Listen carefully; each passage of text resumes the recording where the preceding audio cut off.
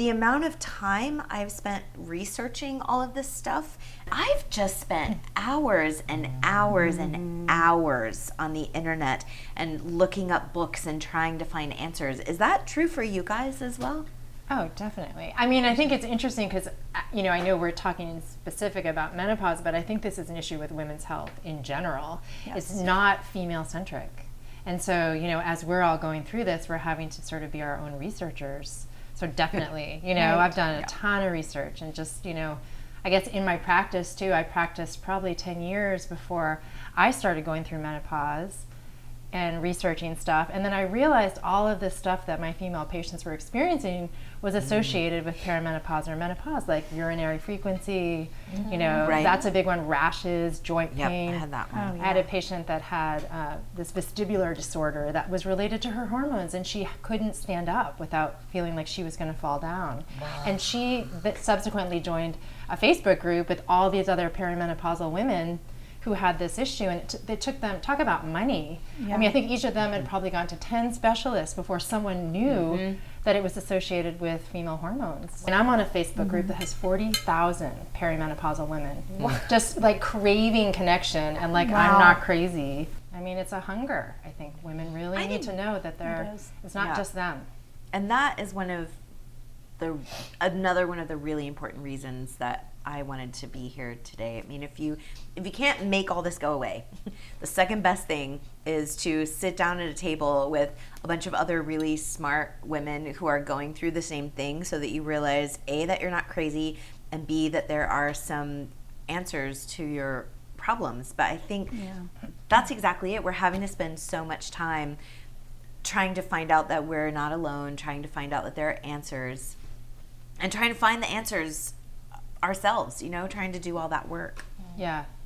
Well, but not revealing it at the same time at work, or you know, like, you know, you got to like make connection on Facebook, because you can't tell your coworkers, because then they'll know how old you are and what, you know. Right, they're all private groups, so like if you're on there, you're going through it yourself. Yeah, because it's got to kind of like be hidden, which is so sad. You know, that it's not embraced more. I am irritated that when I talk about it, the first question everyone wants to know is how my spouse is dealing with it. Right. What? I mean, I love my spouse. I love my spouse. He is awesome. But seriously, the first thing that everyone wants to know when they find out that I'm going through menopause is how is poor Jimmy dealing with the bitch that I must be right now. And okay, the fact that it's true notwithstanding, I am annoyed by that. You know, I find it annoying that what is about in menopause and pop culture is jokes about women having to stick their heads in the freezer, and you know, that I could come up against all of these issues and have zero clue. And I'm a reasonably smart person. I'm not stupid. I felt like, how could I not have any idea what was happening to me? Yeah. What did you find as a good source of information when you were starting your research? You know, just started Googling search terms. Yeah. I mean, the craziest thing that happened to me was I had inflamed tendons. I woke up one morning and I couldn't walk. And so by the time I wind up on blood thinners and having inflamed tendons, now I can't drive anywhere. So I have to take Lyfts. And so I had this lovely middle-aged woman Lyft driver, and I'm just like moaning about all this stuff. I'm starting to get a clue at that point that I think this might be, a lot of what I was going through might be hormone related. I announced to her, like, as this is a discovery, a eureka moment. And she goes, oh my gosh, girlfriend, even your leg stuff. And I went, what?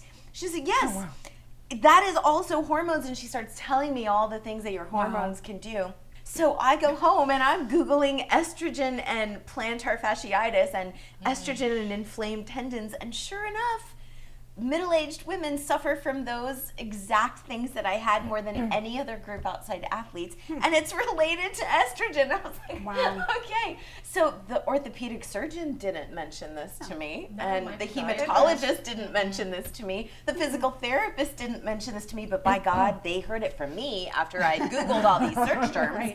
Wow. Well, I hope you gave her a good Lyft review. Lyft 5-star rating, right? Like, you know, seriously. Also great medical advice.